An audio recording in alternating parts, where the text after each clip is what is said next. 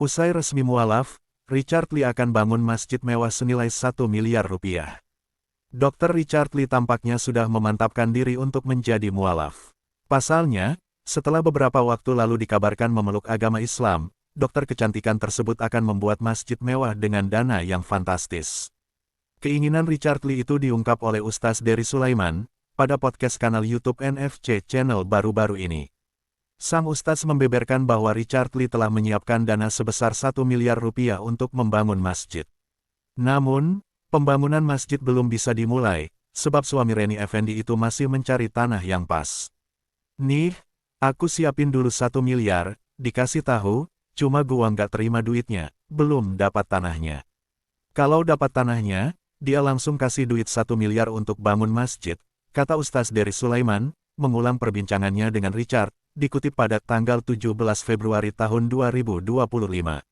Niat baik Richard Lee untuk membangun rumah ibadah umat muslim, lantas menampik isu yang menyebut sang dokter hanya menggunakan agama untuk mendapatkan uang semata. Bahkan, jauh sebelum memeluk Islam, pemilik klinik kecantikan Athena itu pernah menyumbang 200 juta rupiah kepada Dery Sulaiman, untuk membangun masjid di Palembang, Sumatera Selatan. Sang Ustaz mengaku skeptis awalnya, tetapi Richard Lee berhasil meyakinkan Dery Sulaiman bahwa ia benar-benar ingin memberi bantuan.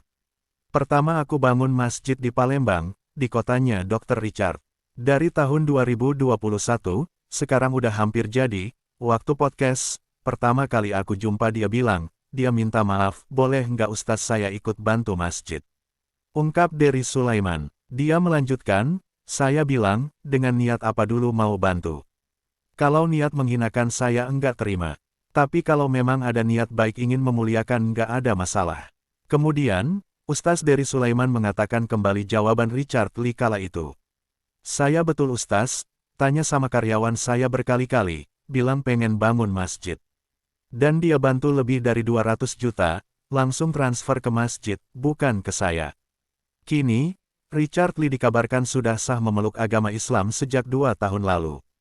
Ustaz Dery Sulaiman banyak membantu sang dokter untuk lebih memahami Islam.